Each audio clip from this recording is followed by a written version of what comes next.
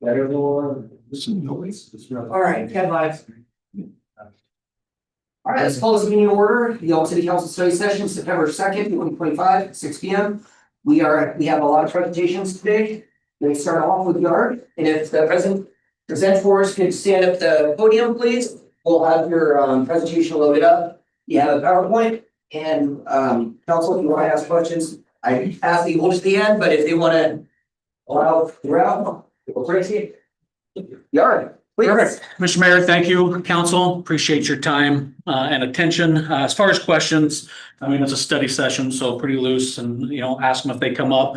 The presentation hopefully will answer most of, but naturally just raise your hand and is it appropriate for me to allow them or do we prefer you? No, okay. Please. So Yard Campus, a few months ago, I sent a brief email to everybody. I don't think Mr. John, I don't think you're on council yet. So you probably all have an idea of what Yard Campus overall vision is. This is just like the initial presentation and public offering what we're trying to bring to the community. Before we get going on this, I do want to just remind everybody that Yard Campus has grown from me as a DBA as Yard to Yard Inc. as an S Corp, and now we've transitioned to Yard Campus, a nonprofit, because we found we were giving so much and scholarshiping so much. There's obviously advantages to being a nonprofit organization. Next. Some of this I'm going to breeze through just for time purposes. This goes over our leadership, our board, the current location where campus sits, and also the proposed site for Yard Campus. Next, please. A brief overview of all the board members. Again, I believe you all got packets with this information. Is that accurate? Not part of the packets, but it's available on the website. Okay. This morning. Okay, thank you, ma'am. So ultimately, this is just brief bios of the board members. As you can see, everybody there is community members, very integrated in providing things to Yelm and the surrounding areas. Outside of Sean, who's the treasurer based out of Spokane area. Next, please. Our mission statement, Yard Campus Yelm. Our vision is to establish Yard as a hub of empowerment and connection. A campus where youth and families come together to learn, play, grow, and lead by creating a scalable model of comprehensive resources. We aim to inspire thriving communities across the region while fostering a legacy of transformation, collaboration, and excellence that transcends generations. The overall vision, thank you, Kathy. At Yard, we empower youth and families in our community by providing an accessible, supportive, and inclusive environment through a unique blend of academic excellence, athletic achievement, and personal development programs. We inspire young individuals to grow into leaders who can succeed in all facets of life. Our mission is rooted in a commitment to collaboration, transparency, and creating opportunities for every child to thrive regardless of barriers. So in short, we are an academic, athletic, and life skills tutoring facility that wants to be a resource for the community in all aspects of the family model. Thank you. Current members here, this is based on a 12-month cycle. In our athletics program, approximately 110 youth and their families, academic, 60 youth and their families, life skills, 55. And our adult programs include primarily CPR, but we do have some culinary instruction in there. The athletic programs include one-on-one trainings, rental of our baseball unit, our cheer program. Academic programs include our early skills and development, robotics, things a lot like that. Life skills, our culinary, resume building, leadership type classes, presentation skills. Next, please. For that 12-month period, we have given approximately 25 scholarships, estimating $15,000 or so. We've been a part of 15 plus community events. That was a hard number to actually tally up because we try and put ourselves anywhere and everywhere. We enjoy that. We enjoy being a part of the community in all facets. So that's a roundabout estimated number. And then obviously several donations to other events such as baskets and raffles and auction items. Next, please. Our overall goal, so our 10-year goal is to have this whole campus envisioned and sustained fully operational. Our 5-year is to have the campus, all facets of it at least up and running. 3-year goal is to have a full aquatic center completed with the community partnerships in place. And then the 1-year goal is to start the initial phase of the building, repurposing and gathering further community support. Next, please. Oh, perfect. So purposely, Yard Campus is designed to be just that, a campus. The idea is to have all of these things listed in a walkable vicinity for our community. As you can see, includes a community indoor swimming pool for recreation, swim lessons, exercise. I have a meeting with the athletic director at the high school to gauge interest on a swim team at the school level. An exercise facility, recovery center for our athletes, batting cages and gym space for basketball and general training purposes. Expand on our early childhood development programs, expand on our life skills and academic programs. That one is particularly unique. Our culinary classes are absolutely exploding right now. And so the vision of that is to have a full commercial kitchen where we could also be a resource for community for other events. Our teen center, our kids need a place to go and hang out. I know firsthand that McDonald's gets tired. I know PD goes there a lot to, get kids out of there. So we need a place that's supervised properly, where our kids can go hang out and be social, and have a place to hang out. And then within that teen center, and you'll see here in a few slides how that's kind of scaled out, community outsourced resources such as the WISE program, Catholic Community Services, where we have a central place where our families can go to instead of being scattered all over the place or forced to commute to Thurston County or Olympia and the Thurston County hub. Membership structure. Ultimately, we're trying to keep this as reasonable as possible. $99 a month, include access to these facilities. As this is a staged project, we would explore early membership to help raise funds for the overall project. Single members we have set at $69 a month. And then specialty classes and training are kind of one-offs, hitting lessons or personal training options. What's that? CPR class. CPR classes, such things like that.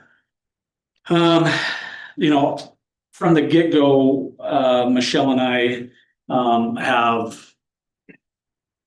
have said we're not going to turn anybody away for lack of funds. So the low income option, a scholarship form built in, and then reduced cost membership for Yelm residents depending on the amount of buy-in and community or city support we get financially.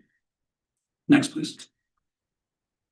Other revenue streams, obviously the membership that we just talked about, the additional classes and programs. We are exploring private donations and sponsorships. I get asked about that quite a bit actually of late. I would love to host additional fundraising events, much like our golf tournament we're doing and other community events like, some of the dinners and such that are going on, grants, and then other partnerships within the city, county and state levels. Again, the overall community engagement. Next, please. Sorry. We're trying to build a central hub where everyone can go. Get on social media. No one really knows how to access MBYB, how to access Prairie Soccer or Yelm Basketball League. Well, we want to be that hub where people can go for that information, and host life skills workshops, be a fundraising place, location for other organizations within the community, back to the youth center, a clean and safe environment for our kids. And then we already offer the free and reduced cost community days, whether that be free play, free batting cages, et cetera, et cetera. Next, please. Okay, so now, let's go, sorry. Will you go forward one, please, Kathy? Thank you. So this is where we're currently located. Creek Street, and Algiers right across from Mountain Lumber. There are currently 5 standing buildings in that location that are all steel structured pole type buildings. We occupy both ends of building A currently. The far side close to building B is the baseball athletic batting cages side. The other side is our academic and life skills and robotics lab. The vision, and ultimately, I think the cheaper option is to slowly and strategically phase these buildings into the vision of this campus. Building C, D, and A are approximately the same size, 150 by 75. And if we were to convert that and remodel an example, building C into an aquatic center, we'd be able to fit a lap pool, a couple of hot tubs, and a waiting pool for the little ones, in addition to locker rooms. And there's still some room for expansion if the modeling dictates that. The 2 vacant lots on the Plaza Drive side are available. There has been some communication with those property owners, and that's a viable option as option 2 that we'll get to here shortly. If you can go back 1 slide, please. So just quickly, this is how I initially wrote this up. Building A, where we're currently located, would house the tutoring, early child development programs, life skills, and resume leadership. I'll have to talk to my tutoring lead for the typos on that. And then building B, I mean, we can read through all those, but ultimately that's the vision, is each building would house a certain aspect or division of the campus. Particularly, I think building C with the pool, and then building E with the teen center, cafe, and arcade community outreach programs are of specific interest to the community as a whole. Okay, Kat, we'll go up 1 more. Perfect. And this sketch basically just outlines what I was just talking about and some potential options on what those buildings would shape out to be. Next, please. For the remainder, we're primarily going to focus on the pool concept, but this is a general sketch outline of a potential layout using building C and the dimensions of what that might look like, just for a visual representation. And again, just a visual representation of what that might look like. Perfect. So these are approximate square footage of those buildings. You can see these are just estimates at this point. I'm still working through a contractor to get more concrete numbers on these. But ultimately, I used a number of $350 a square foot for the remodel. And that's how that outlines on the right side. Next, please. And again, just general estimates on expenses for each specific building, detailing out even down to cleaning services. Again, just a representation of the revenue streams for each individual division or department. Realizing that as a nonprofit, net earnings is not really a term, but that would be reinvested for future growth or we will see later one of the proposals I have for if the city were to invest. So this is a brief breakdown of some similar situated cities. I visited other locations for a national chain, and ultimately the populations are similar to Yelm. Their membership is estimated through the general managers of those 2 organizations for their cities, and broke down the percentage of the members of the city members for that organization. I purposely put Yelm at 20%, 27%, just trying to be conservative in our overall numbers. And then the annual median household income based on research. This private and public partnership exists in other areas locally, referring to the hub, Thorbex, that other organization, and then the Boys and Girls Club. Potential funding sources for the one-time, I mean, really the one-time money is what we're after. Once this is up and going, it's going to sustain itself. We just need help getting the one-time monies. So these numbers were derived from a public disclosure request for the other organization that was proposing to come in. And so those are where those numbers were based off of. So what is our actual ask? We're just looking for city to openly and outwardly support this project from the mayor's position and the city itself. The opportunity to continue to be brought to the table, to city council meetings, and just garner further public support. Help us navigate the grant application once that partnership and team is formed. Help us navigate that grant application. Help us search for other opportunities and support us in the actual process. Help. Sorry. Do that? No. Thank you, Kathy. You know, one of the unique things about that specific location is you know, we got the Algiers Road that is obviously a point of contention, but would require some improvements, and along Creek Street would require some improvements and all as well. So just help and guidance on how to best navigate that. And we are asking for city funds without raising taxes for the use of capital improvements, which we'll get to in the next slide. Thank you, Kathy. So option one, utilizing those existing buildings for a condo type agreement with the owners. One thing I did not mention, we already have an MOU in place with the property owners.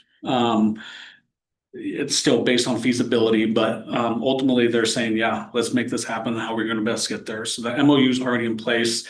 They're open to a condo type agreement with the city if that's something the council would explore.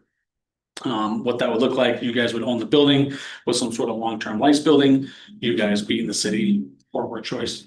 With some sort of long-term lease agreement with campus being running those buildings. And then option two would be to continue to explore the vacant land adjacent to where the campus is currently situated, and the city owning that land and ultimately that building, and then having Yard operate and run those programs from that building. Next, please. Ultimately, what does the city get out of this? Pending the financial and other support that the city is willing to provide, reduced membership prices for all Yelm City residents, designated hours for free swim, open plays, and other areas of the campus, such as the teen center and batting cages. Yard would continue to host and run events at no cost to city residents, such as our color run. Campus would provide recreational activities, ultimately to keep Yelm residents in Yelm. Like, why are we traveling outside of Yelm for these things when we can house it all here? And then after 10 years of operation of Yard Campus, you know, I 20% of the net profits after factoring in maintenance and future growth, a donation to the city Parks and Rec. Next, please. That concludes that. Yes, sir. Yeah, I'm glad you got to that point of ownership and leasing and building, because that was one of my biggest questions. You know, there's plenty of support too that's out in the community, and I think there's money just hidden in this community in places. The thing is, you got to have a vision, you got to have a plan, and I feel like you've done a lot of research to do that. So I feel like the plan and the vision is there, and it actually makes a little bit of sense, especially when it comes to the part of the ownership of the property, because then we could just probably fix that dang road that is connected to it, that's a private road, but that's another story. I'm thinking about future stuff. Yeah. But anyways, yeah, that was very good. And the whole campus idea, that option one, it seems feasible, seems like it makes sense. And that was my first thought, was how would you utilize the other buildings and then who owns it? And also you answered those questions very well. And I appreciate what you do. And thanks for having actually a lot of readiness as far as having a concept that we can see and ask questions. Well, every time that you went to a slide, I was like, I got some questions. And then you got to the next slide, it's like, you answered my questions. And then you got to the next slide, it's like, I got some questions. You went to the next slide, it's like, we answered my questions. So that's huge. Thank you for being ready to have, I don't know if there's any other questions, but I feel like a lot of those questions were answered. And Dustin didn't mention this also, but he has already talked to some people at the county level and then also at the state level as well. So I know when we say like funding, right, like that's how that's going to happen. So those conversations have already started taking place and getting support at so city, county, state. Well, and that shows again that there's initiative on your part, I'm not just throwing a vision out there. I'm actually putting some implementation to make this vision come to pass. That's a thing that a lot of times we don't necessarily see. We just people, that's a great idea. What you gonna do? Or you lost me. So thank you for having some initiative and some implementation. Yeah, very good. Yes, sir. Thank you. Other questions, comments? Garrett? Dustin, do you think this property is big enough for what you really want to do and what That's a you're good question. Yeah, that's a fair question. And I think it's one of those things, like in our head, we envision this perfect college campus, like beautiful thing, right? I think the reality is we got to be real with what we are as Yelm, right? We're not Lacey. We're not these big cities. So believe me, like I said, I started this as a DBA, right? Like, if you've ever been, I would like to invite the campus to see the council to see where we're currently at. But the first unit was not what it was, and so we dealt with and we molded and we transitioned as we went through. So is it big enough? Maybe not. Maybe not as we actually get into this and we see how the funding plays out. But we also have the ability to expand into those vacant lots. So there's potential foresight to say, hey, this isn't big enough. Is it your ideal place to put a campus like this? Yeah, honestly, I mean, it's especially when the roundabouts come, our traffic flow is gonna go right through it. It's in the heart of a lot of our grocery stores and food things and easy access to both sides of town. So I think it is a very good place. Again, with the expanding buildings, I think it saves the project a ton of money versus buying land and all the improvements that go with that and the up building costs of building ground up. Those are all frame buildings, right? They're still frame pole buildings. Steel frame. Yep. Any other questions, Joseph? Yeah, just so for those of us who might not know, well, what is your current participation, maybe membership? How many youth utilize the facilities as of now today? Because you're not just, this is something that's already in motion. Yes. So That slide. do you have some of those? Yes. Yeah, Just that gonna go was- back to that slide for us. Yeah, I mean, it was Can I close? between the different programs, it's a few hundred kids over the course of 12 months. 12 months? Yeah, I mean, as an example, we're gonna have baseball's coming up and our baseball side is gonna have, 30 kids a night through there on a week, So it's like a weekly basis, right? Yeah, I mean, yes. All right, well, that's good. Josh? Yeah, so, many of our residents are overburdened by taxes, like, especially this past year. So why should public dollars be used for this work versus private contributions and revenue generating like you're currently doing right now? Yeah, no, good question. I mean, ultimately, I think it's something that the city wants. I mean, we've been talking about a pool and a place for kids to go, right? And we're just providing we're trying to provide that. And the give back to the city are the reduced costs and the reduced or the free days and things of that nature. So as a city, we do things like the parks and the dog parks and all of these different things to help beautify and keep our residents entertained and have a place for them to learn and grow. And so, yeah, I think answers that. Do you have anything on that? And I would also say too that when we encourage our residents to use services that are here, the dollars stay here. It stays in Yelm, and that's where the local like we're local, we want to set up partnerships with other businesses and invite as many as we can in. So that way it's Yelm people, the money stays here and it doesn't go out versus, it's kind of like buying at grocery outlet versus Walmart, right? Like the dollars go out when you buy there. So I think having that all here will keep it in-house. And so it helps Yelm residents, it's services for Yelm residents provided by Yelm residents. And I think it's important to key on that it's not just recreation, right? Like a lot of the services we're offering better our community from a practical standpoint as well. Things like the commercial grade kitchen can be housed as an emergency shelter, so it's dual purpose types things. Reference when you're talking about the outstanding programs with the city youth. What have you been able to see that the grade progression has gone up, and when we're talking about that particular youth, where do we sit within the population? Yeah, absolutely. So, we know we're sitting now on a triple levy failure. So we've actually seen this program has had a large spike in recent, last summer, we were hardly tutoring any students. This summer, we had a pretty heavy tutoring load.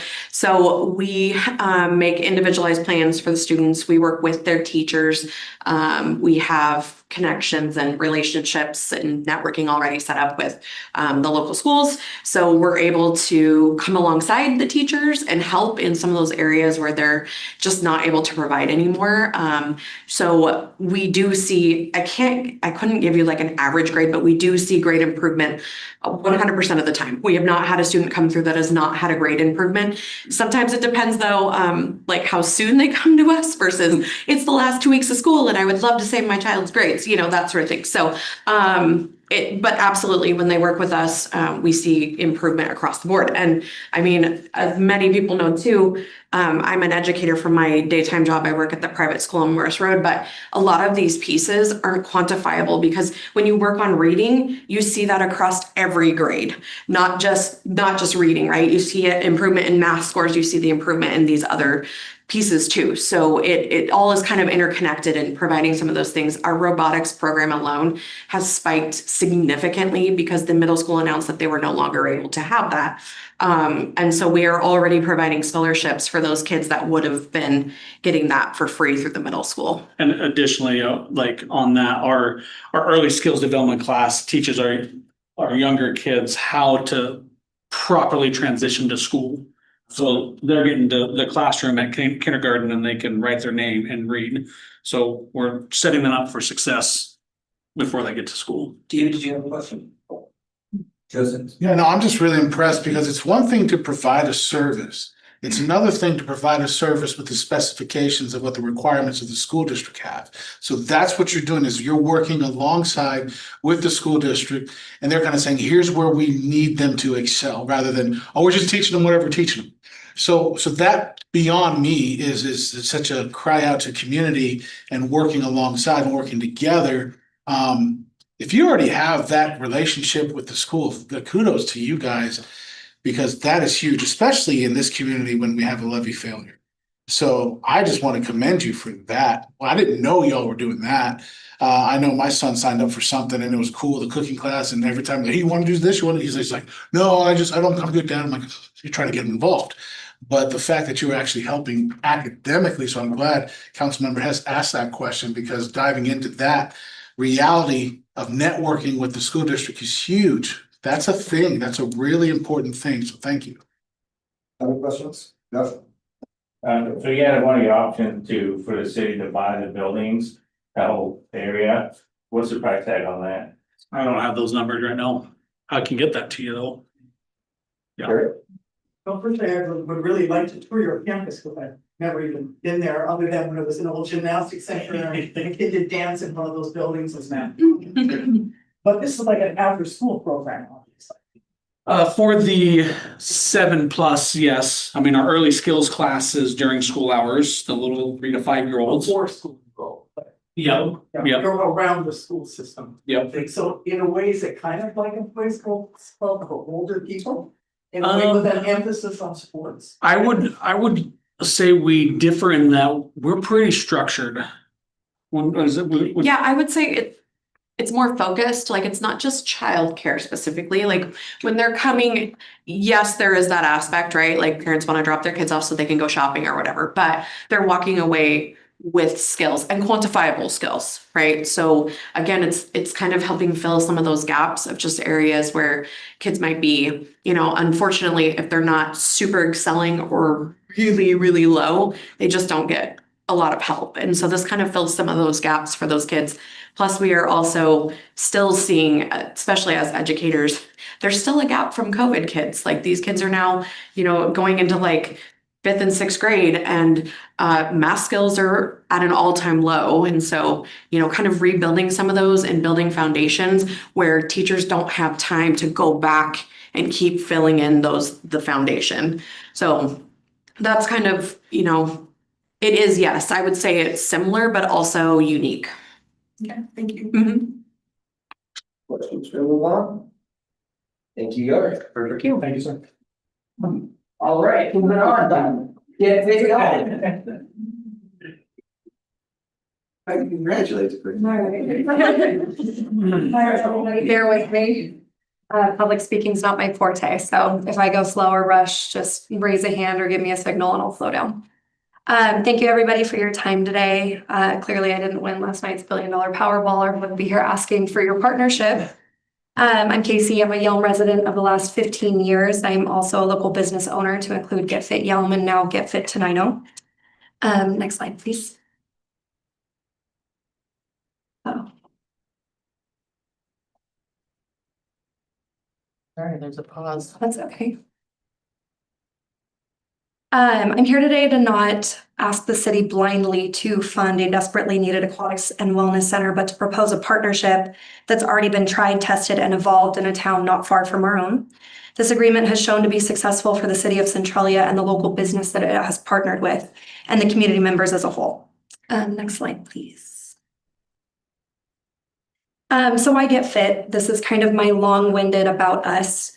Longevity is first and foremost. We've proven longevity by bringing health and fitness to the community of Yelm for over 21 years now.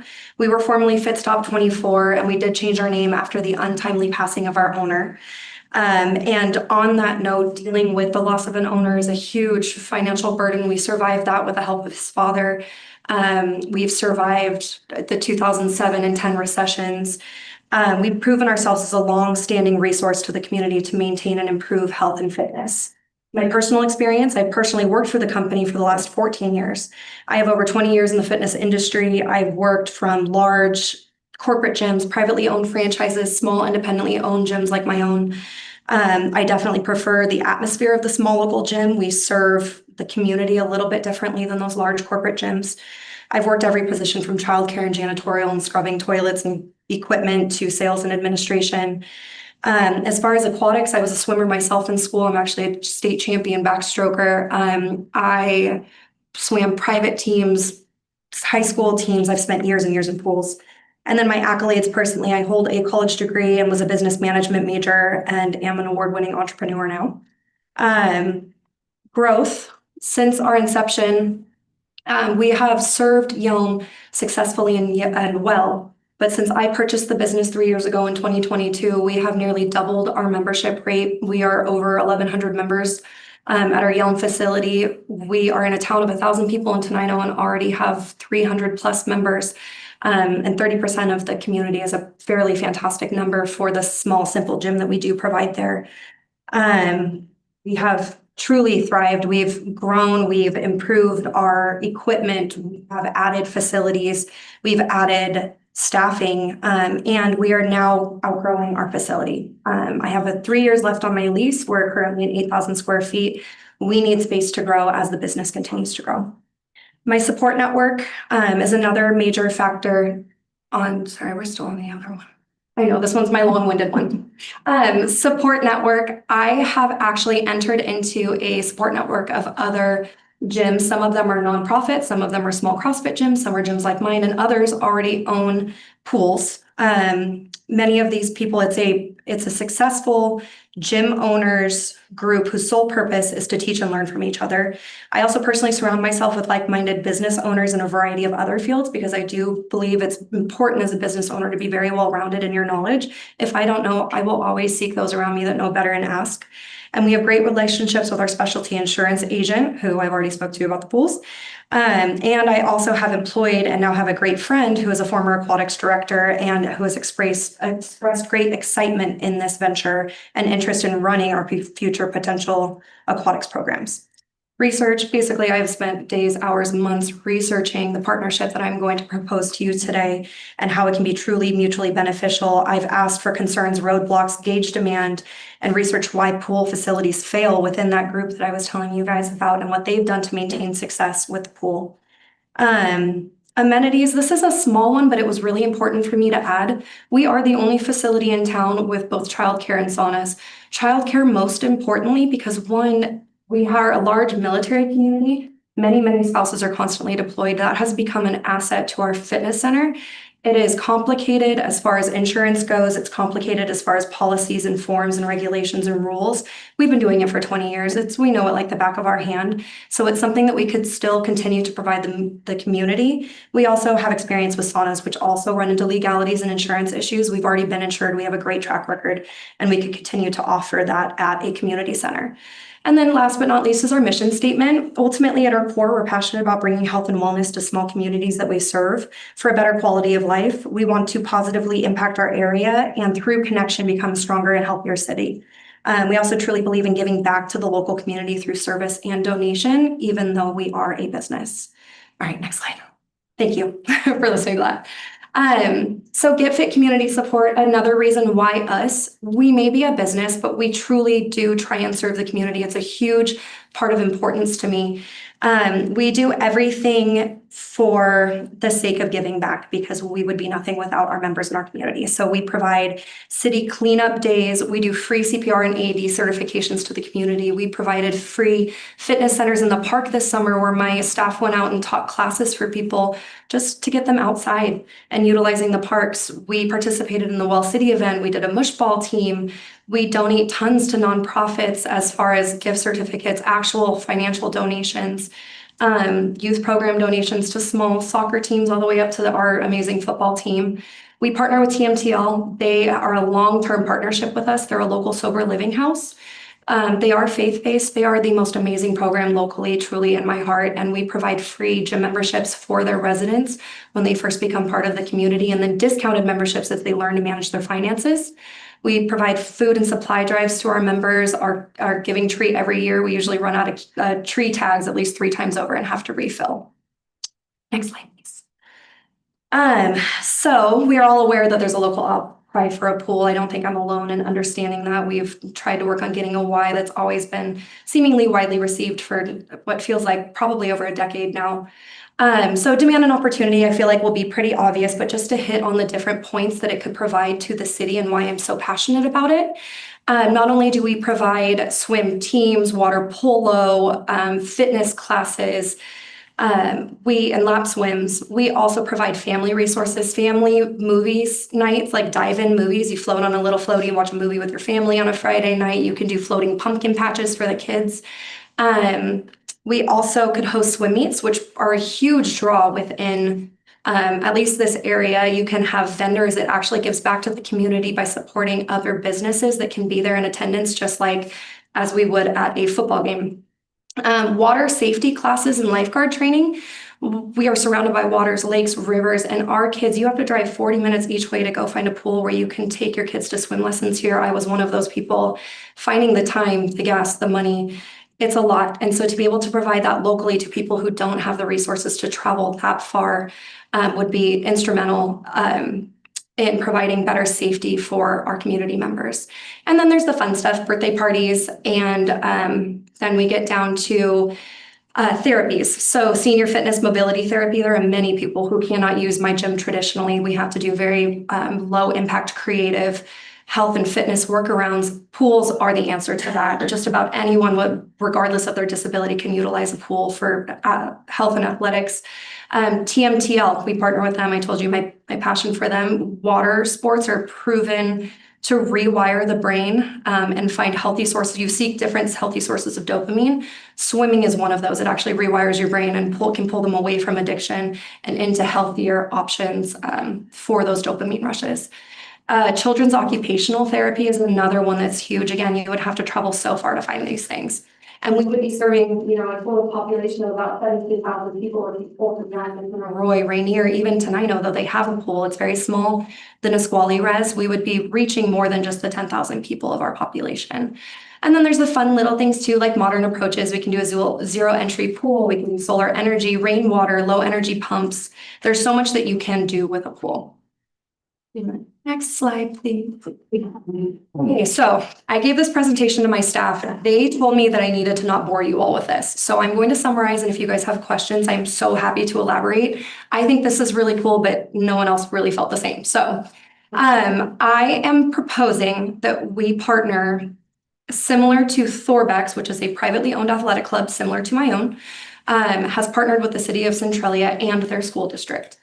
It started in 1989. The city had built a pool facility with a general wide open structure similar to my gym. They were not interested in running the gym side. They wanted to manage the pool. So it was a simple lease agreement. Thorbeck's leased the open fitness center and the racquetball courts from the city. I believe it's actually owned by the school district. And they gave 25% of their membership profits back to the school district and the city for their members to use the pool. That way there was no separation and everything. The city still got a kickback for the extra use. And then Thorbeck's, they also got to lease their building out to a successful business. It was very symbiotic and mutually beneficial. Next slide, please. 1994, again, they built out the facility. It took a little while. They partnered with a 30-year lease for longevity for Thorbeck's. I put a star next to one of the important things that I thought was fairly cool. The city created a park improvement trust fund where all rental funds, that 25% in the lease agreements, went back for the sole purpose of capital improvements for the Borst Park Complex. The Borst Park Complex is where Thorbeck's is located. I'll show you guys later what it looks like. It's a great vision and it allows it to continue to improve and grow. I would propose something similar with a Parks and Rec program with the city of Yelm. 1998 was kind of boring. They just created a schedule where the public could use it versus member use. Next slide, please. 2000, so this is kind of where the formal proposal starts to grow, and this is where I say it's tried, tested, and true. In 2000, the city and the school district faced some pretty severe budget cuts, similar to our current school district. Thorbeck's offered at that point to manage the pool that they could no longer afford to manage. So they completely kind of revamped that symbiotic, mutually beneficial agreement to where Thorbeck's took over the daily management. So it was very hands-off from the city. And in exchange, they also handled the staffing, they collected all the payments, they did all the accounting. And they, instead of giving 25% of memberships, instead, they paid back 1% of their gross profits to the city each year back towards that parks fund that I was telling you guys about. Next slide, please. Now, the cities and school districts' responsibility just basically became kickbacks for utilities because they have access to all sorts of grants that Thorbeck's doesn't as a privately owned business. They're still offering this facility to the community at a fair rate to the community that they were paying before. So it didn't impact the community members at all. Thorbeck's had to actually honor punch cards and little things like that for a period of time. Now, in exchange, what they do, if you look at 2005, 2006, 2008, they kept meeting to say, here's your lump sum annually. What do you need this year? They would go back and forth. And then in 2008, they finally decide to just meet annually. These were our fees for the year. Let's split it 3 ways. And the next slide, please. So 2013, 2014, they finalized their utility invoicing. Thorbeck's probably, I'm assuming, said something, a year of me paying for this pool is a little bit much as a privately owned business. They agree to meet every 30 days, or they probably don't necessarily meet, but invoice every 30 days. It's basically becomes a flat rate to operate the pool. They split utilities 3 ways. It's very, very clean. They did amend assurance requirements in 2017. They were requiring all sorts of levels of insurance for all 3 parties. They sat down and they said, this is what each party really needs to provide to reduce the insurance impact on the city, actually. So they were only required to provide, property insurance. They said their liability insurance was redundant. That's Thorbeck's responsibility. So ultimately, current time, how it is ran is every 30 days, Thorbeck's invoices their utilities. The school district and the city refund Thorbeck's for their third share. Thorbeck's handles all daily operations and maintenance and costs associated with that. And up to $6,000 per year in repairs. Anything over $6,000 is split again equally 3 ways. Our first example of that is in 2013, they needed to upgrade their HVAC facilities. The school district did step up for them at that point, and they actually paid for the upgrades and gave a 10-year loan to both the city and Thorbeck's to pay back.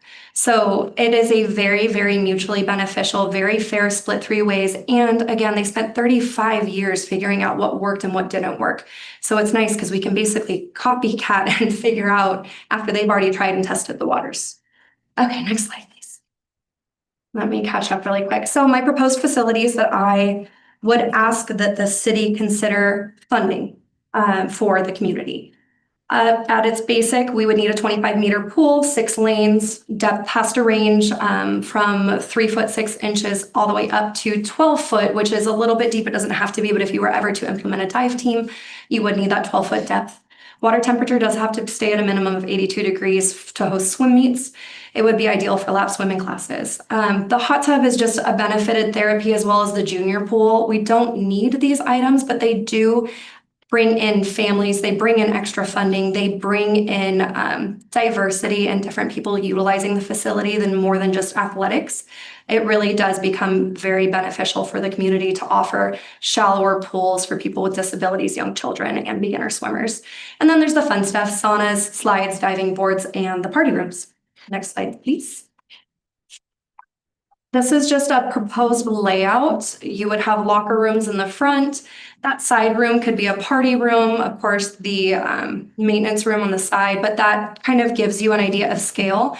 I did set this up very similar to Thorbeck's, not that we have to copy it to a T, just to give us a good baseline of what they're currently running as a small privately owned business. This is my proposed fitness center that would be attached basically through those locker rooms that I showed you. Gyms are great. You don't need frills. You need a big empty room. I would ask between 15 to 20,000 square feet. Like I said, we are starting to get very cramped in our little 8,000 square foot, and there are more amenities that are demand and that we are trying to provide. You only need about 5 acres to fit everything on there, 100 to 200 parking spaces per the city. If we had the space, I would lean towards 200. 100 can get tight, but that is the minimum that would be required by the city and the county. I would love to also provide, these are the dreams, and I have the funding to build them out once the shell is provided, would be yoga rooms, group fitness rooms, a drive-through smoothie juice and protein supplement bar that could also walk up from the gym, but by providing that healthy fast food service to the community, there's currently nothing like that in town at all.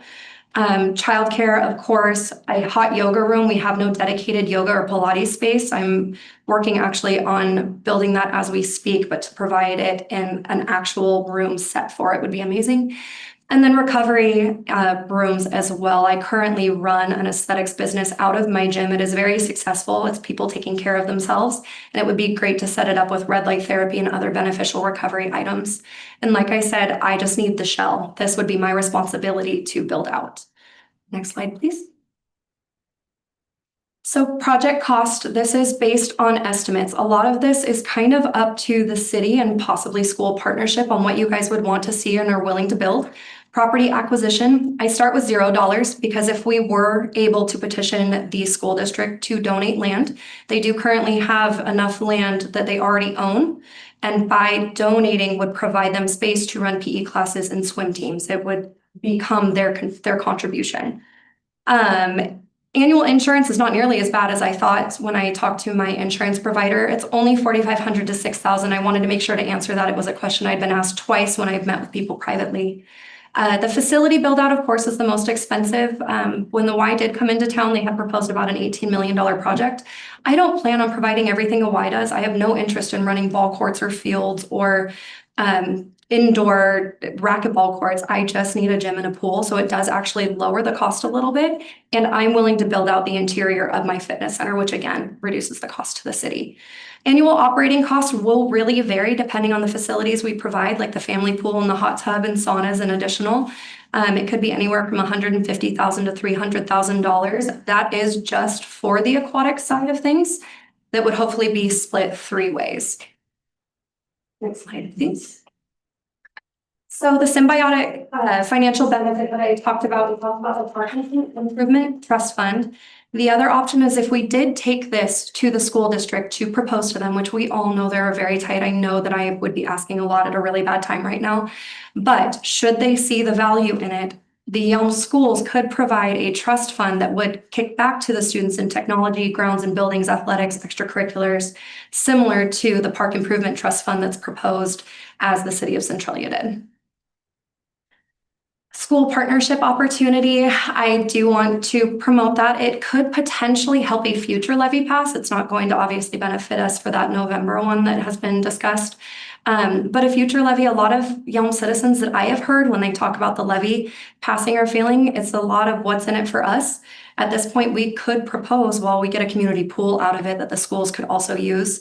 We could utilize some bond money that is currently available as last I checked, and that possible lamp donation that we talked about. There's also other districts that could mutually partner with us, like Rainier and Nisqually. They are within the vicinity that they could use those facilities. Next slide, please. Location suggestions, also a source of a lot of interest. So like I said, minimum, if it's just my facility, 5 acres. The map on the far left, you can see the high school above it with the parking lot, the football field.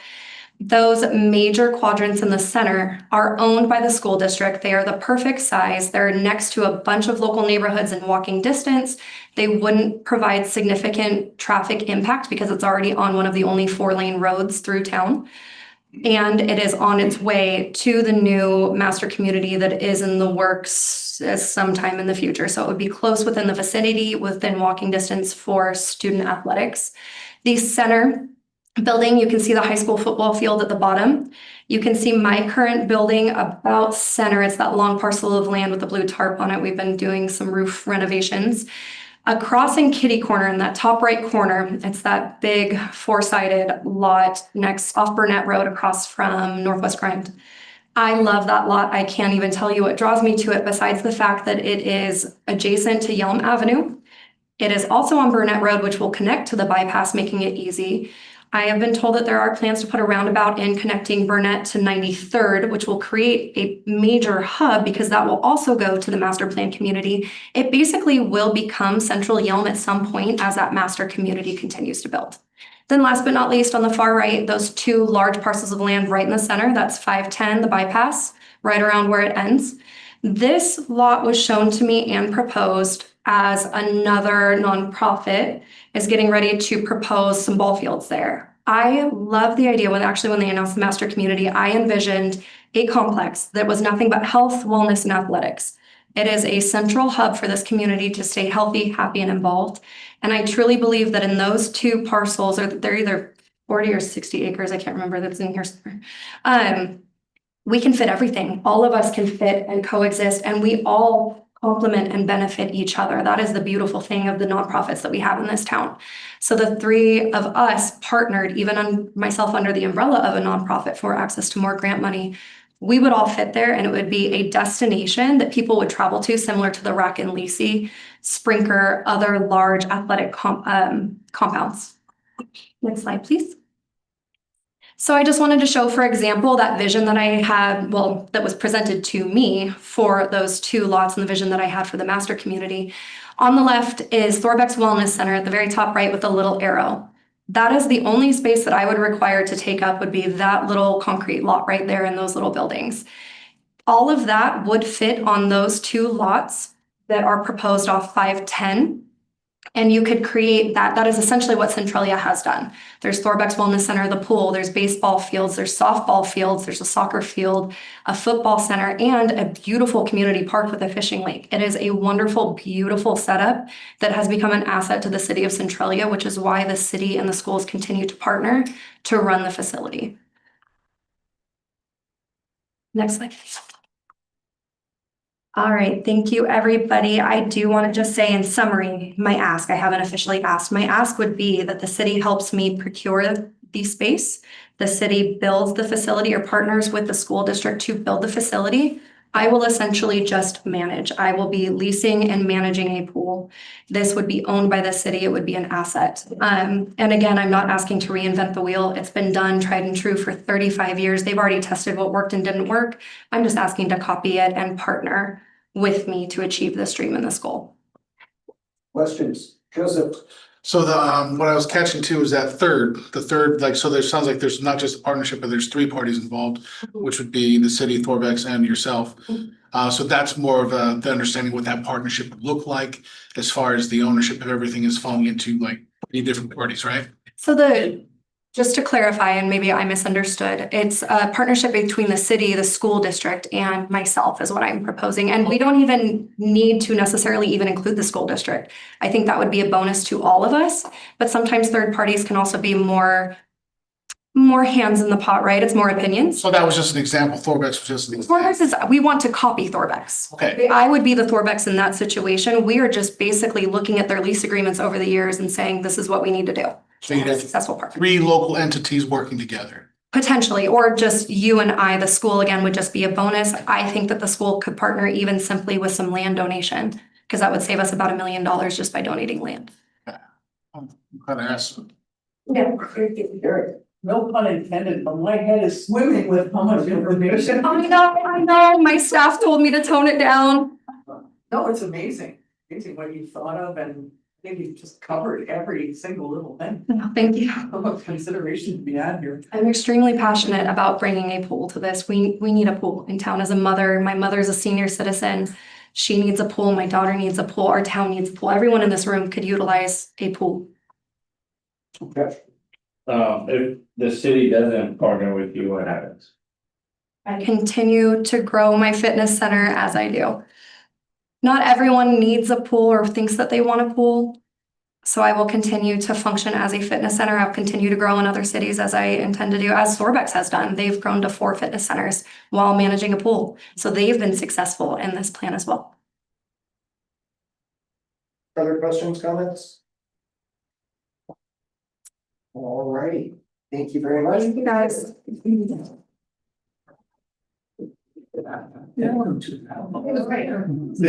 Public Works Development. Hey guys,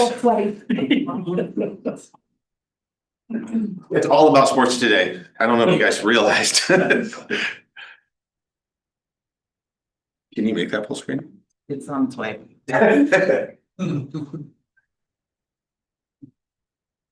My name is Philip Ogo, if you guys don't know me. A few years ago, my wife and I and our business partner, Jared Mathis, we all kind of sat down and said, just so you guys know, I also run Thurston County Youth Football, which is football and cheer, which, sorry for this, but I go to practice after this with 250, 300 kids.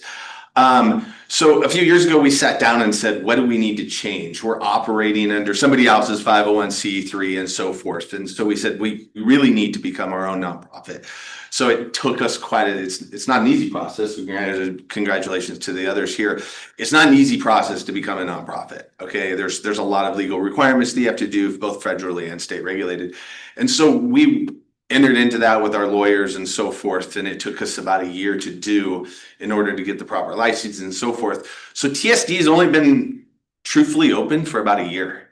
You'll see here in a few minutes, I think I put 1,000 kids have been through, but when I talked to my team today, in the first year, we're right around 1,500 kids have been through our programs in one way or another, whether it was free or whether they paid to be on a competitive team. That doesn't matter at the end of the day.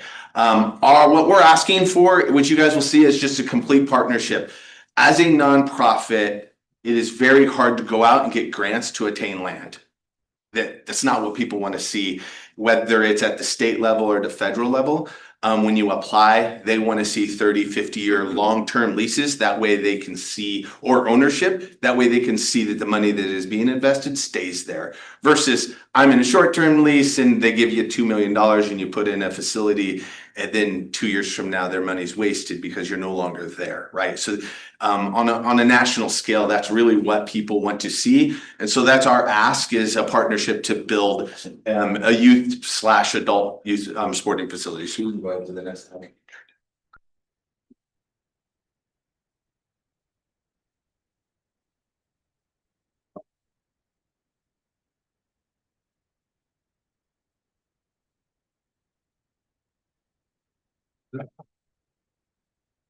Thank you. Again, what we're asking you to do is, what you've heard from pretty much everybody, is to purchase the land. That's my only ask of this city, is to come into a partnership and purchase property. We will then go out and obtain the funding and do the complete development on our own side of things. We are a 501c nonprofit. We would manage the buildings, we'd manage the facility, we'd do all the maintenance with our own team. Our ask is a 30 to 50-year lease, which allows us to go out and obtain NFL money. It goes out and it allows us to obtain federal and state grant money that just unfortunately you can't get until you're in a circumstance like that.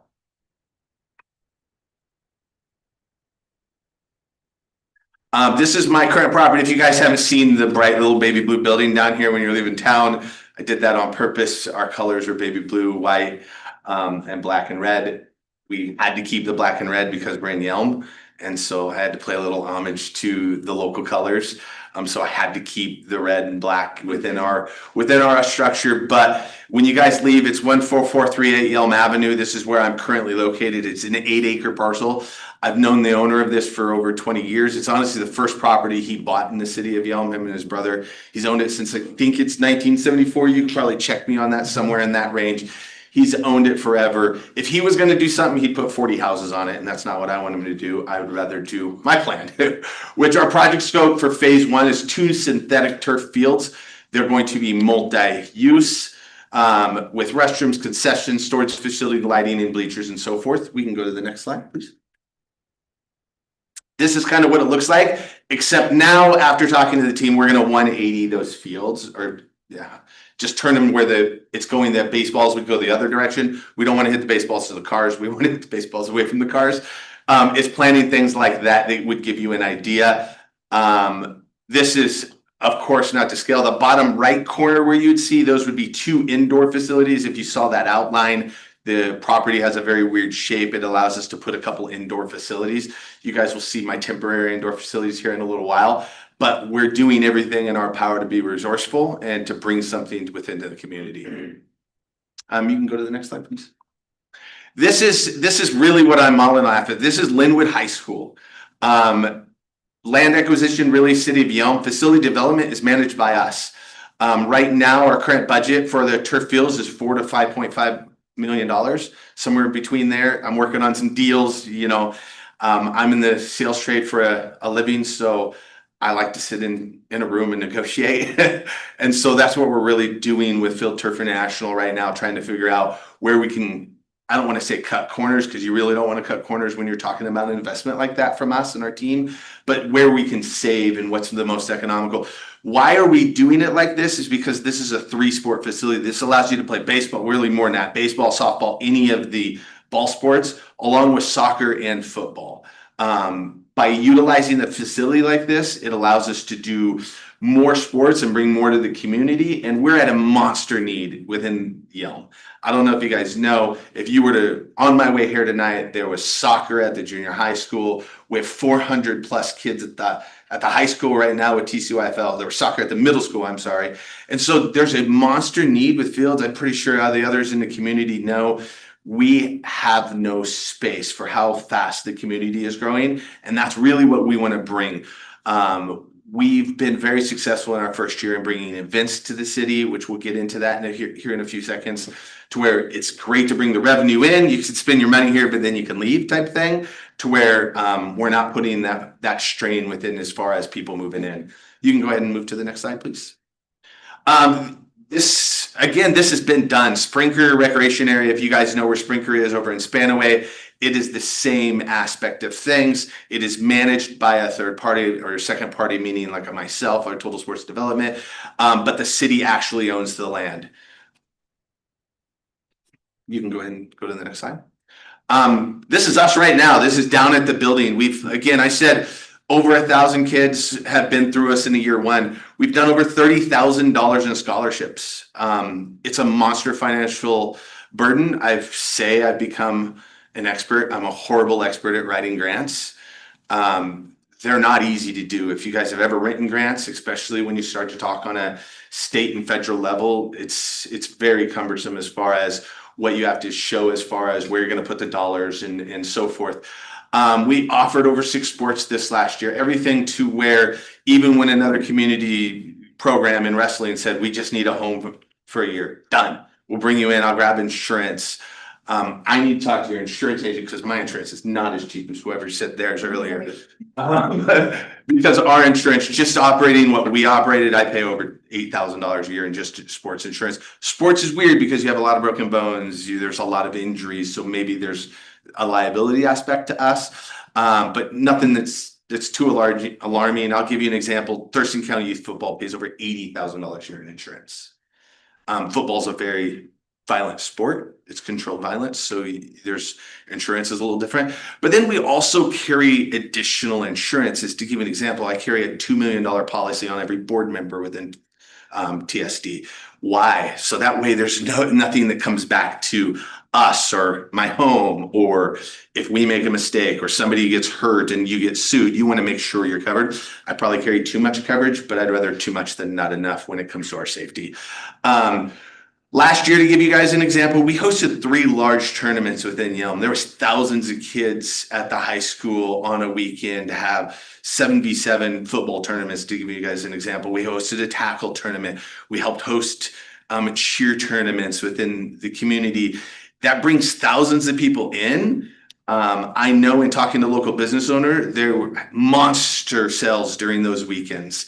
It's great for our tax revenue to bring these types of events in to where the people come in for the events, but then we don't have to have them here all the time. I know everybody's major gripe is the city's growing so fast. There's certain things we can do about that. Some of that is offering some of the local events to where people don't have to feel they have to move in. You can go ahead and go to the next slide. This is what we would call phase 2 and 3 of our master plan. So we would like to build a state-of-the-art baseball facility. Dustin, you may know better than I do, but I'm pretty sure nobody in the state has 8 full-size fields in a single complex. You have a lot of people like down at Throwbacks mentioned earlier where they have multiple fields, but it's all either Little League, some of them you can't play high school baseball on. We hosted a lot of events, or we co-hosted events. The revenue stream that comes into this city is astronomical and monstrous. There's plenty of room within this. I've met with some community leaders as far as the benefit is water and sewers already ran to both corners of that lot there. So it's a very easy tie-in as far as a community-based program goes. My current property earlier in the slides is not currently in Yelm city limits. I know that changes here in the coming months or years or whatever. I'm pretty sure that's getting annexed in. But as a youth sports facility, I think we don't have any issues in talking to your city leaders as far as where we can put a facility like that. But yeah, this is something near and dear. This is a great access to where people can come in, participate in something. They can come in and go shopping, but it's very minimal impact to the community as far as you're barely coming into Yelm to get into this facility at phase 2 and 3. And you can, if you need to leave, you can leave, and it's an easy access to get out. But then it's also really easy to get into the local restaurants for dining and so forth, which as a youth-based organization, those of you with kids, they ask to eat every 12 minutes. So we have to have some of that. The ultimate plan, yes, down the road would be complimentary services as far as, restaurants and so forth. But that's why bore you guys with all of that. Really, it's us as a sports organization. We want to bring more outdoor space and indoor space, truthfully. One of the ideas to have a full enclosed football dome on this piece of property, just because it rains in Washington, guys. And yes, go ahead, Joe. Yeah, so this is a different location than the other one. This is a different location. This is phase 2 and 3, where that was phase 1. Cause I'm looking at Collins and Killian. So this is like phase 2 of the original. Yeah, this would be phase 2. We're not even asking for funding for this yet. This would be let me prove phase 1's concept to you. And then we will jump into phase 2 and 3 as far as a master plan of development as far as field space goes. Just trying to track, cause there's a lot of Yeah, information coming I out. appreciate that. Thank you. Any other questions? I think that's the last slide. I feel like it is. It is. Let's I should have waited. Yeah, see, you were done. Other questions? Yes, go ahead. I think that what's really cool is that all three of you presented today have such passion for basically the same thing, health and fitness, right? And but you're all doing a unique part of it.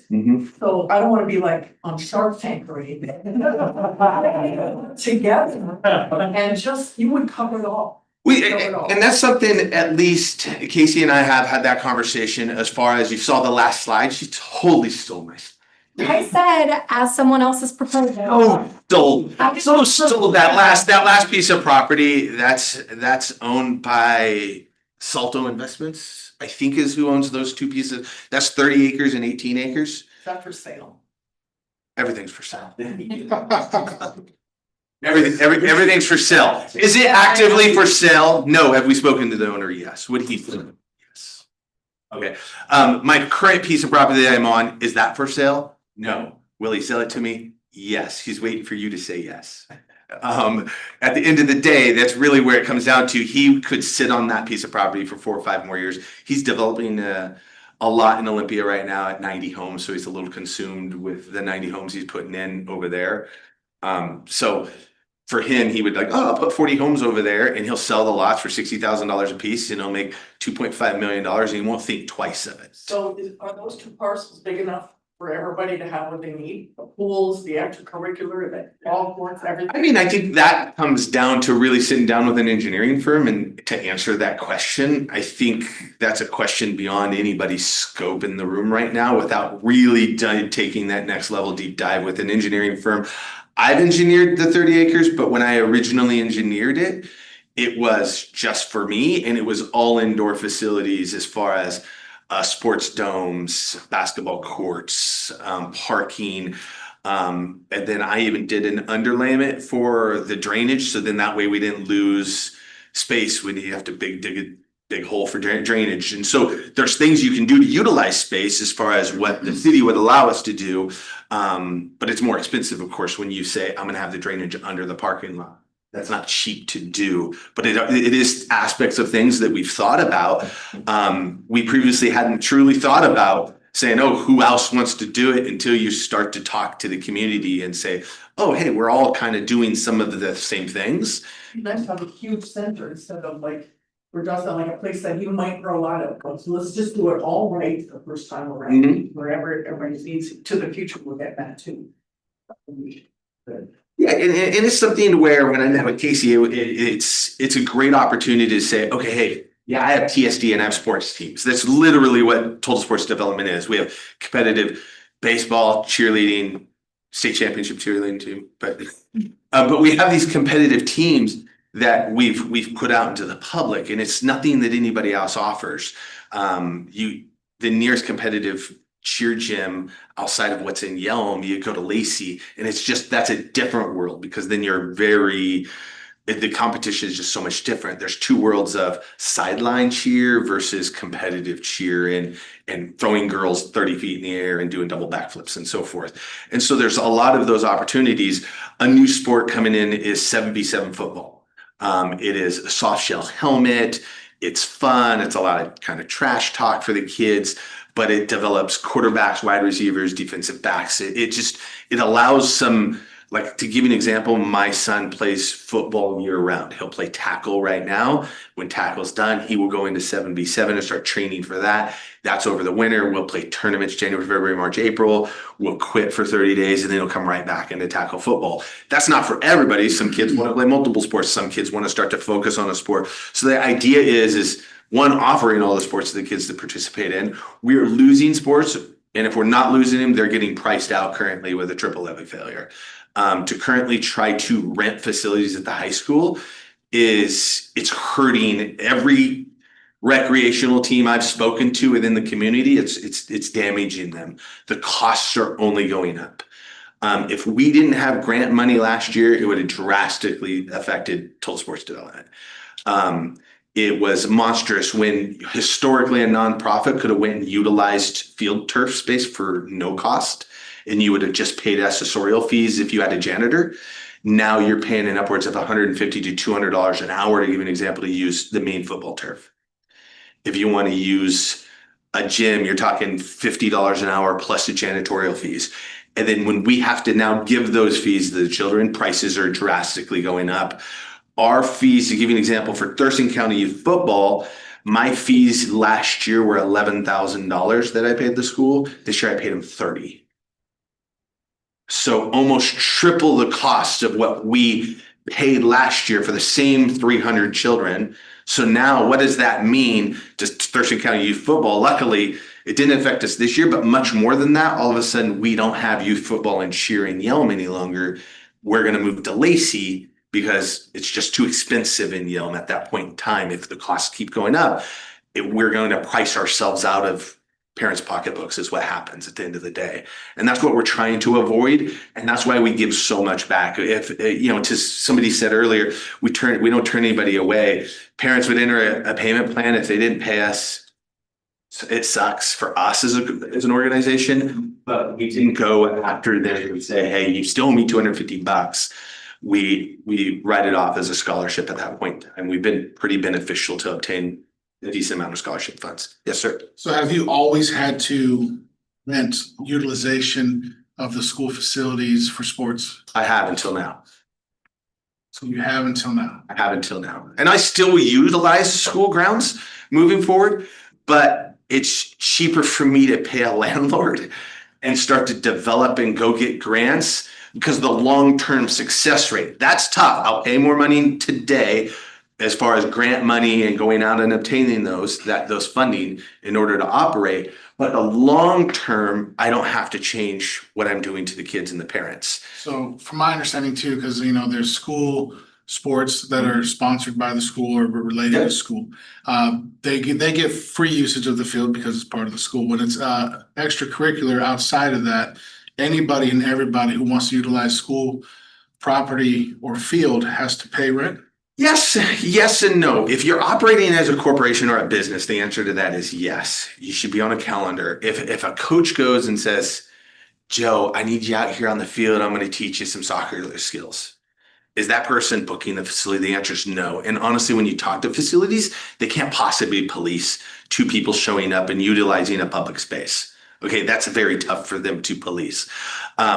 Is it easy enough to police an organization when you show up with 50 or 60 kids? Yeah, you can come in and say, hey guys, you can't be here. You have to go through the proper vetting process. There's insurances involved and so forth. You have to have liability insurance when you use the school. There's just things that you have to follow, rules that you just have to follow. Yeah. Yes, sir. So you say this need the city to buy land. How come you haven't been able to get a landowner to partner with you? It's sales, So part of it is the right amount of land. The part of it comes to the right amount of land. The other part of it is unfortunately every landowner I've had has other plans for their property. Even my current piece of property that I'm on now, eventually, if somebody doesn't purchase it, if you don't or I don't or my team doesn't purchase it, he'll eventually put houses on there in 3 to 5 years as long as the city tells him he can. There's more money in it for that than it is for somebody to just donate land. Now, yeah, I'd love for Salto Investments, for that family to say, oh, hey guys, we're just gonna go ahead and start to donate land. I'd be all about that. And we've broached that, but we haven't conquered that quite yet. Question for the pool people. Are the pools like Olympic training size, or are they just like basic swimming? Could they go beyond basic? It significantly impacts the build out cost and the maintenance cost. It is possible if it's within the city's realm. I don't think it's necessary. A standard swim meet size pool is 25 meters, an Olympic pool is 50 meters. Now there is a new draw to doing an Olympic pool. You draw all sorts of tourism and major meetings and stuff, but it would, at that point, you would be doing it for the tourism. You wouldn't necessarily, it's not required for everybody. So, and the pool that we both proposed was adequate size for the school competition level, but not necessarily Olympic. Of the Olympics here one day. I wanted to expand the question that you had asked about kind of if we would all complement each other. If the city, I think, were to find land, I do think the three of us we have overlapping ideas like pools and fitness centers and stuff, but if we all stuck to what our specialty is, I do think that the three of us could independently run our own individual facilities in a general area that would complement each other very well. I have no interest in teaching kids how to cook. I barely cook for myself. Yeah, and their tutoring and the robotics and yes, and Yelm needs that. Yelm needs turf. Yelm needs access to nice fitness facilities with pools. And I think the three of us, if the city did find a piece of land that could fit all of us, it could satisfy all of our needs in many ways. Right. Other questions? All right, we have one more presentation. Thank you very much. I appreciate you guys. I apologize, but I'm gonna go to football practice. Thanks, guys. SRO, let's come on up and introduce yourself and Thank you. what do you got? I'm Steve Harshfield. I'm president of SRO. I was in front of you guys, about 6 months ago, having a very similar conversation. I was asked to come back to just kind of flesh that out a little. I will say, to your point, Josh, yes, it would be nice if all of us, nonprofits and for-profits, were sitting on a boatload of cash or Powerball winnings to be able to get our facilities so that we could go as a nonprofit, go getting grants and whatnot for a lot of these educational things. One of the biggest challenges to that is most of the grants at the city on up level, foundational level, they want you to have control of the property. The only way to control the property is either have it donated to you or find some other source of funding so that you can have control of that property. That's one of the things that we've been contending with for the last few years. And that's one of the things that we're continuing to work towards. When I came before you guys about 6 months ago, we were about 80% of the way there to having the funding that we need to purchase the Lutheran church between Les Schwab and Living Water. Unfortunately, not a whole lot has changed because we're still in the chick of the egg, vicious cycle of, well, do you have it? What do you need?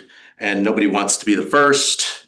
Everybody will jump as soon as you have a pile of cash, but at that point, I know we did have a conversation. I know Terry was very interested in potentially leading out to the potential for the front part of that property, as we had proposed, turning it into like a square or a public gathering area and either donating it or breaking that property up so that the city could have that front portion and then we could have the back portion.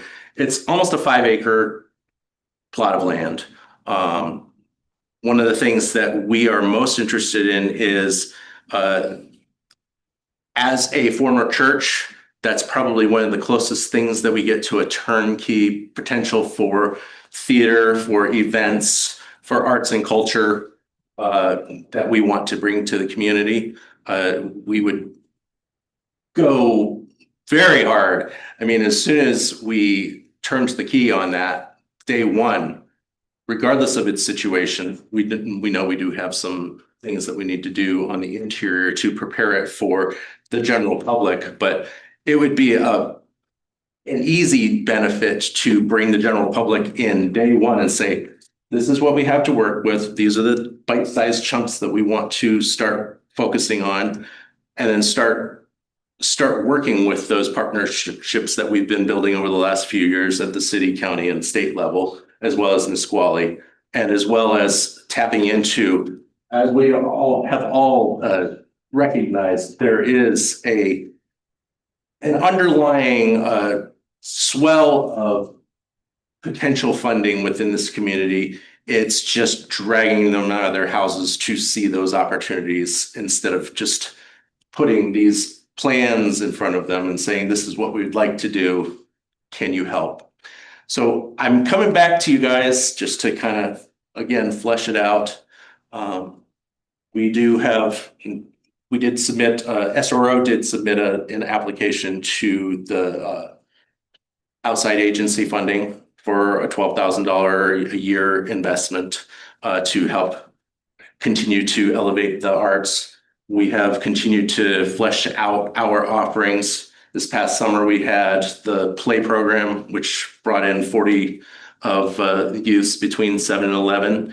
And for a few hours each day for 2 weeks, we taught them the theater arts. And then at the end of that, we used the beautiful new stage in the park and put on a presentation for anybody to come free of charge within the community. Those are the kinds of things we want to continue offering. We've talked to Yard about potentially partnering for drama classes after school from the very basic level all the way up to high school level and beyond to help not only bridge that gap that we're finding ourselves with after the triple levy failure, but also just giving kids who might not necessarily have access to those programs or might be in a different stage of their life outside of school. I think I've pretty much run myself into the ground for now. Does anybody have any questions or thoughts about? Yes, Terry. You mentioned that in order to get funding, you need to control the property. Yes. That doesn't necessarily mean own the property, does it? No, not necessarily. So could the church lease you the property or whatever you sure you? That's a conversation when we went to them. Lease to own. Yeah, when we went to them with our proposal last year to purchase it, it was literally in the 11th hour where they said, oh, let's run this by the lawyers. And we had $1.5 million low-cost loan through the state whose main objective is to develop things like this within rural communities like ours. And we're just trying to find a way to bridge that gap of about $300,000. We were this close with that owner who said that he would own or carry it. He just wanted to throw it to his All you need is lawyer. Co-signers, really. Yes, co-signers who are willing to put their personal assets on the line. And that's one of the biggest challenges that we have. I mean, yes, I would love all day long to sign a $300,000 loan that I feel very passionate about. My biggest fear is if I walked out that door and got hit by a bus, my family would then be on the hook for the $300,000. So theoretically, yes. Theoretically, yes. That's way less risky. Yes, but I think it is a lot to ask a nonprofit board to be personally on the hook for $60,000 each. We're continuing to pursue our alternate sources of funding, and we're continuing to do what we do best year after year. We're starting to gear up for the haunted house in October, and we're working on our Christmas program. And then in a couple of weeks, we have our meeting for what's coming in 2026. And one of the biggest things I want to do is continue elevating what we do in this community. This year, we had 2 presentations of what we call Forgotten Yelms, which is a completely different, completely unique program that was very, very successful. It brought in a lot of the gaming community to where we literally had a Dungeons and Dragons game live where the audience could participate and affect the outcome of the game.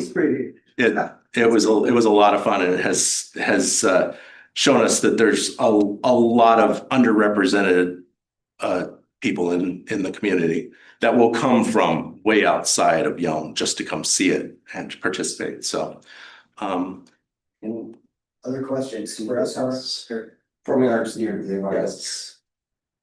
Hey, thank you for the update, Steve. Yes. I'm so glad to hear that you guys are still pushing forward and pursuing. That's encouraging. Because I know it's hard. I know it's tough.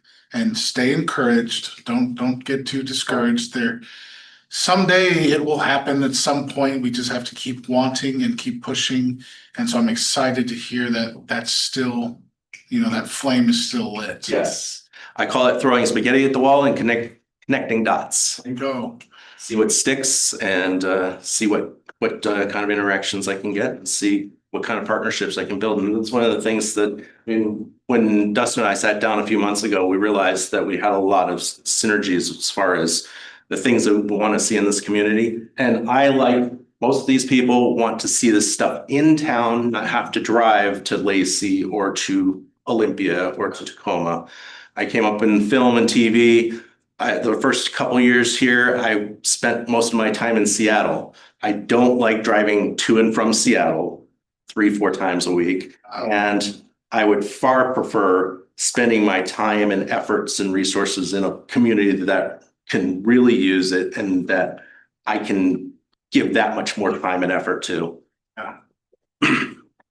Other questions, comments?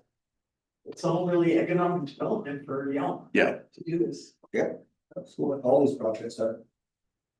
All right, Steve, thank you very Thanks, much. Appreciate it. Thank you. And thank you for everyone that's presented today. To all, like everyone's saying here, I think just echoing council was saying, these are wonderful projects.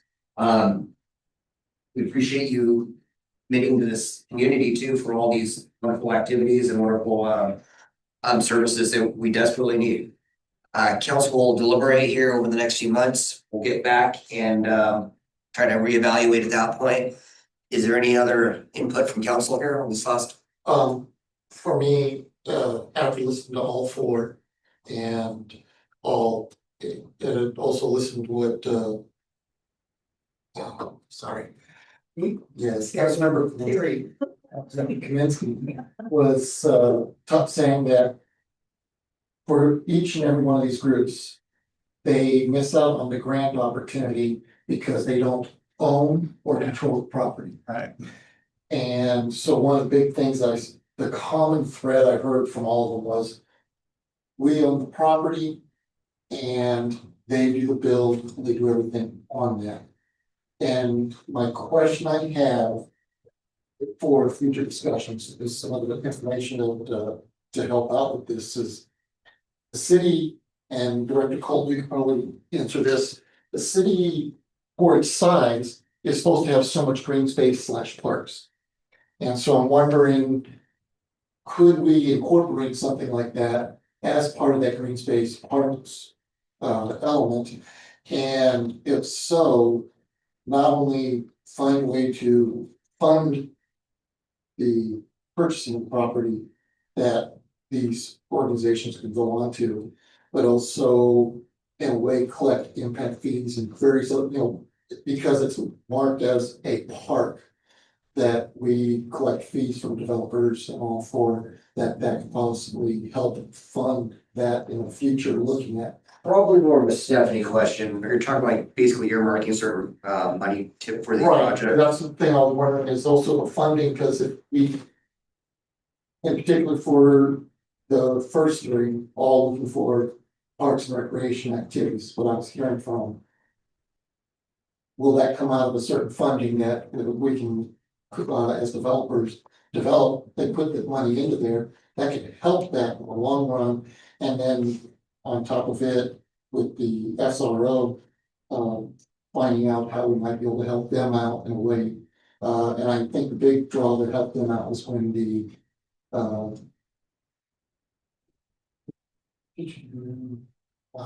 the arts, Creative district. Yes. and the creative district is completely formed. Because they will be almost at one end of it. So that will help them out when it comes down to grants and being able to get that kind of funding. But I'm looking at, for right now, the questions I have is for the first three presenters of if what they're looking for, if you look at those big grants to help them build their facilities and bring those capital projects in, is being able to say the city of Yelm owns the property and we have a 30-year lease or a 20-year lease on it. Can we call that, incorporate that into parks and recreation as in our park space or green space? Or is it, or can it not be? That's one of the questions I kind of have for it. Yes. I'm not clear on the green space with that, how that relates to it. Because yeah, we need more green space, park space, and we're desperately in need of that. And it would absolutely contribute to that amount, the acreage we need. As far as like leveraging funding, I would see us more going after state funding, which in partnership with a lot of these organizations or on our own, but also for funding for some capacity in our bonding capacity. We do have one of our bonds coming up. We're gonna be paying that off early, and it's about 450,000 in interest that we pay every year for that.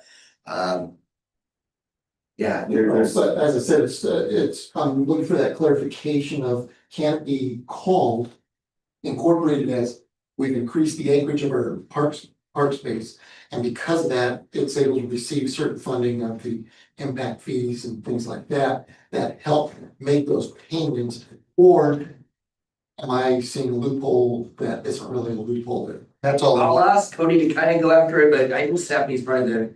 Yeah, I can talk to the green. I think I get what they're asking about the green space. Stephanie would be better for the financing, but we do have a certain amount of park space based on our master plan we're supposed to have.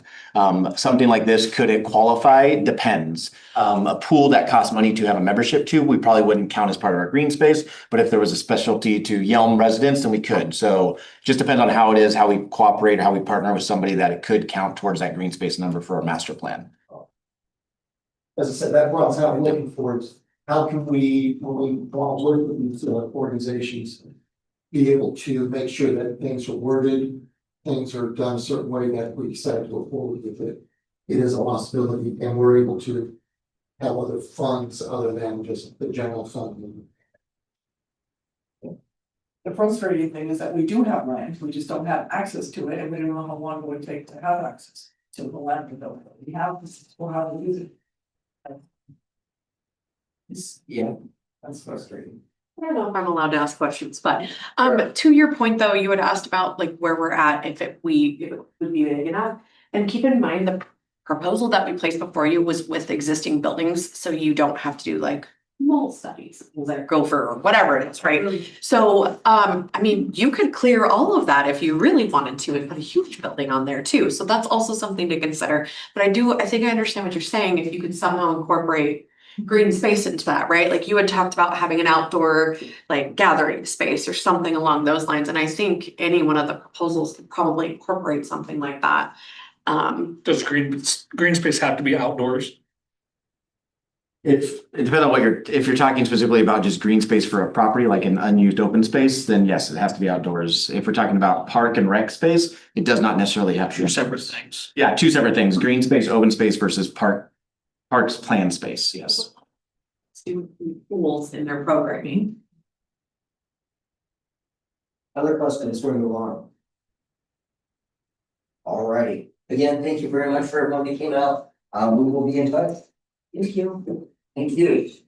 Moving on to our mayor's report, just wanted to confirm at our last meeting, we kind of went by pretty quick and there was questions on it. We did have our city attorney review it and make sure that we did everything properly by procedure, and we are good. Everything was by the book, and it was confirmed by the attorney.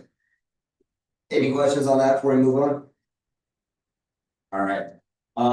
One of the things that I've been chatting about for this guy, I guess, has been our need to, or at least my perception, that we need to do something about our fireworks situation here in town. I know it's contributed to a lot of fires over the last few years. And I'm not talking about a total ban, but I do want to work with the public safety committee, and they did meet earlier today.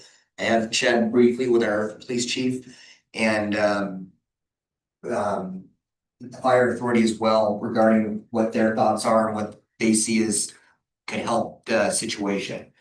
And so I will try to be working with all those different stakeholders, council, outside agencies, see if we can't come up with something that's practical and reasonable for everybody.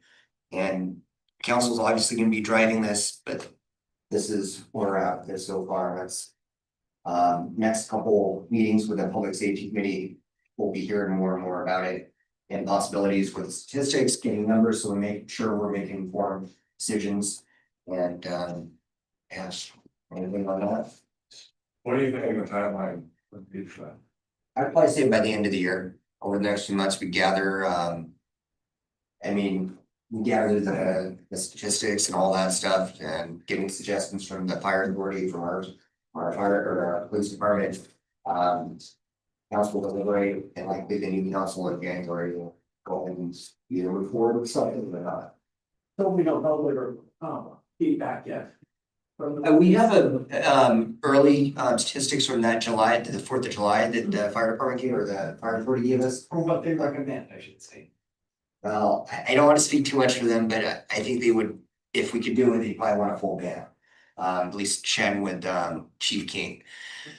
That said, I don't think that reflects the voice of our entire community here. But yeah, they would definitely want to see some serious language in there. What did we vote on last time? The council voted on whether. The city. So the city put City of Yelm in 2021, I believe. Yeah. Made a proposal, basically like a referendum for the vote on. It was an advisory vote. And it was just for a simple ban or not. If the citizen. Full ban. Yep, correct. And it failed. It failed, I think it was 45% was for a ban, 55 against. Why can't we just do fireworks on July 1st, call it good? Or 4th, sorry. That's the one- July wrong company, Yeah, sorry, that's one of the options, I think, to consider. Just buy enough for one night, you're nothing left over. Yeah, I think that's one consideration. There's a lot to be talked about this, so this is, a big council decision, not up to me. And then eventually, I think maybe if the people wants to take another vote on it down the road, I think that's appropriate as well.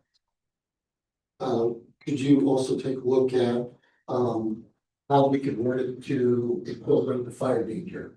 In other words, if like medium, low, and below. Yeah, that was discussed. Yeah. All that, yeah, it becomes we're at risk. Yeah, and so we actually have some more like science behind it, if not just randomly say we're gonna ban it. And would that fire danger limit the days or actually ban it all the 4 if fire danger was high? Why do you think? That's what I'm wondering is, because I know for the one that happened in the neighborhood, that's because of how dry everything was. Everything was dry, fire, and if you see, we were at a high fire danger at this time. And so easy, sparks, if not controlled, and when you launch a mortar, you have no idea where that mortar is gonna land, how hot the embers are still gonna be and all. And even when you're doing the ones that are at street level, I've watched community gatherings where they're not quite paying attention and all of a sudden it goes right into somebody's yard and the fire starts in the yard. And if people weren't quick enough with the sprinkler, with their hoses and all, could have reached the garage or the house. These are concerns of, because we are in a dry environment because of that kind of thing.